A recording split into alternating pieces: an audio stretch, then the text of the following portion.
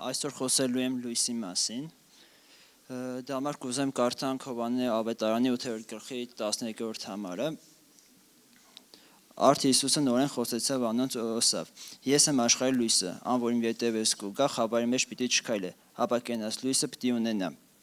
Այստեղ տեսնում ենք, որ Հիսուսը ասում է, որ ինքն է աշխարհի լույսը, ուր հետևից գնացողը խավարի մեջ չի քայլի, այլ կենաց լույսը կունենա։ Անգամ այս ժամանակակից աշխարհում մարդը երբ փորձի քայլի խավարի մեջ կմոլորվի, կարող ենք ասել, որ կյանքը մի ընթացք է, որտեղ մարդիկ քայլում են հասնելու վերջնական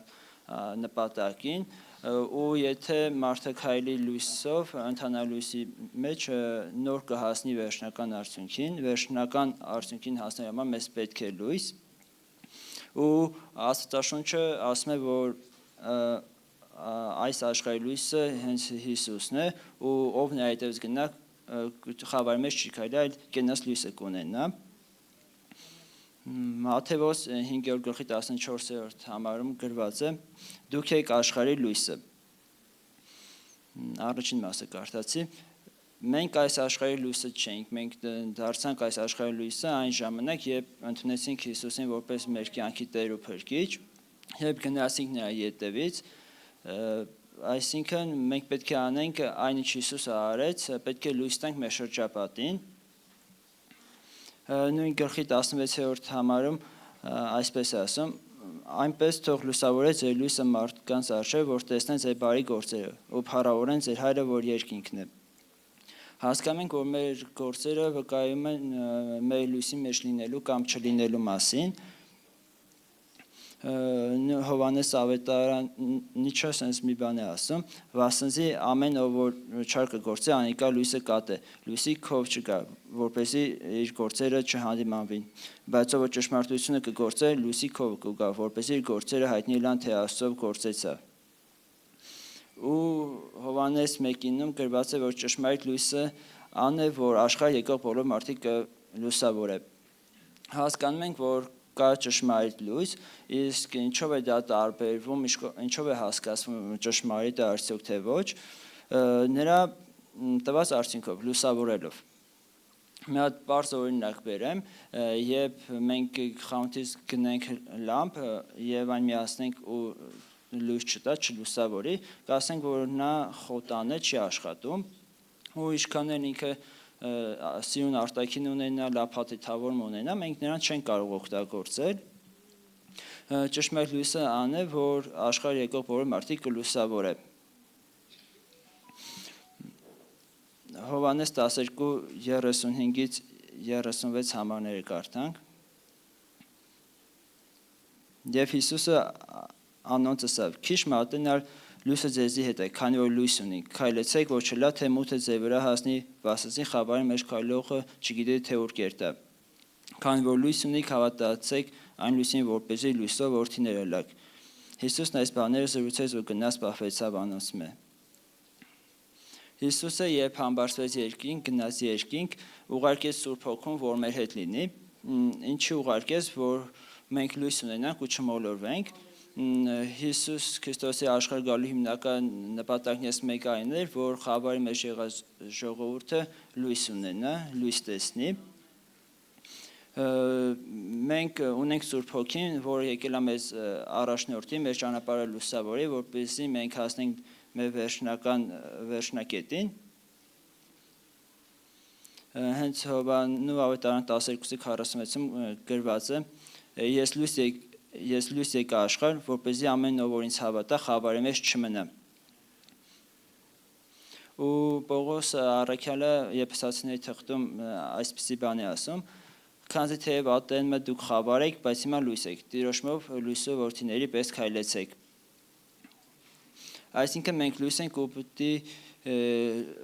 գործենք լույսով որդիների գործերը, անենք այն ինչ որ Հիսուսն արեց։ Մի ուշտեղ գրված է ինչ հաղորդություն ունի լույսը խավարի հետ։ Մենք խաղաղ չունենք խավարի գործերի հետ։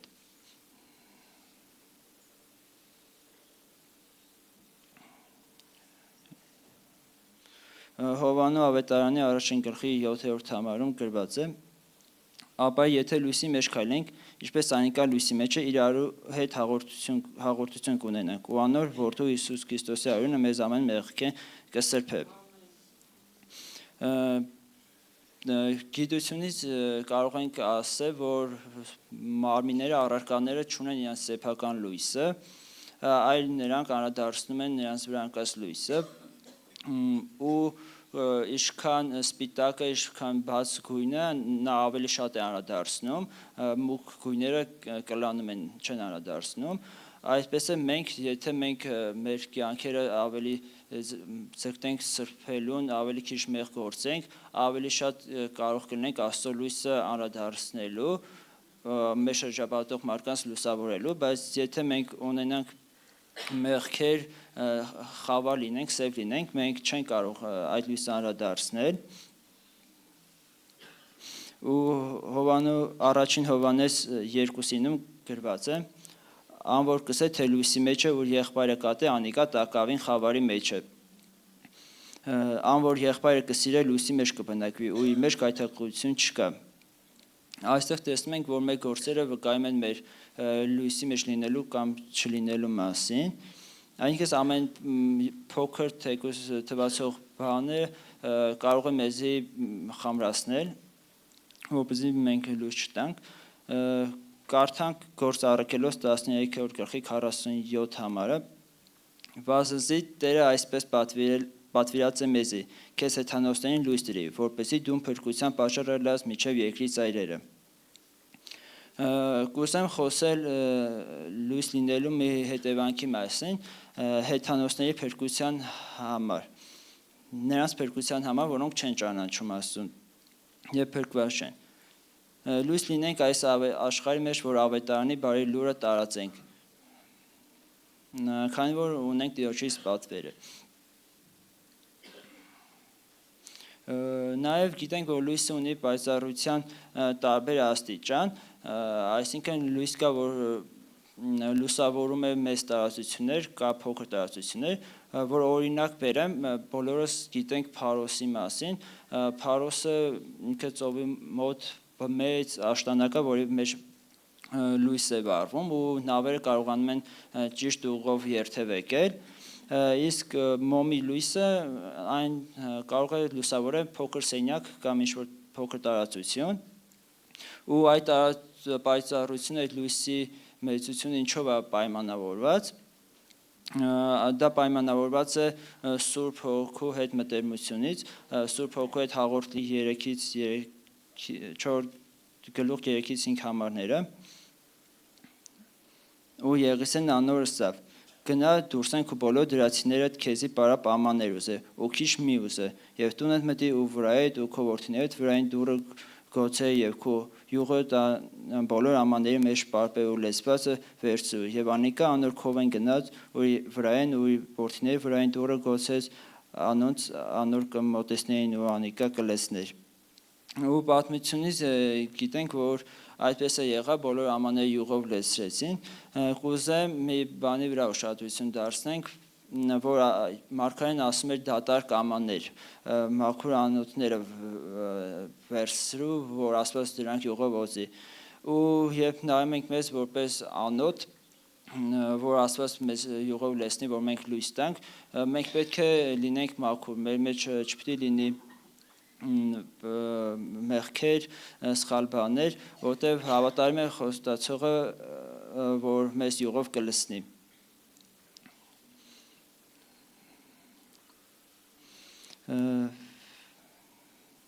Ընդհանուր խոսքս, որ ամփոփեմ,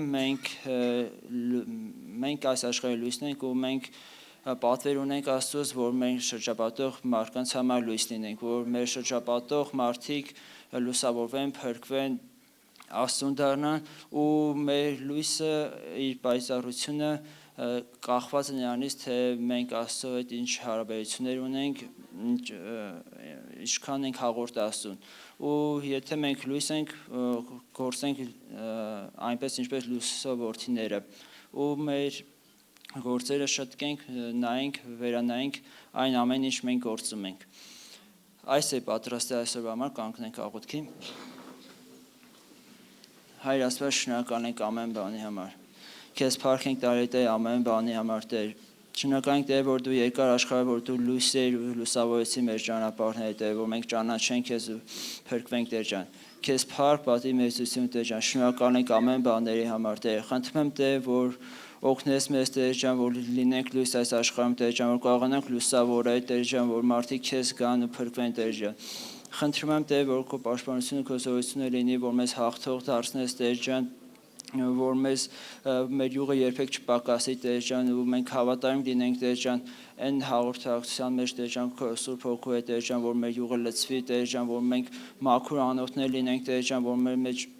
սխալ բաներ չլինի Տեր ջան, որ կարողանանք Տեր ջան լցվենք Տեր ջան ու անդրադարձնենք այն լույսը Տեր ջան։ Շնորհակալ ենք ամեն բաների համար։ Ամեն։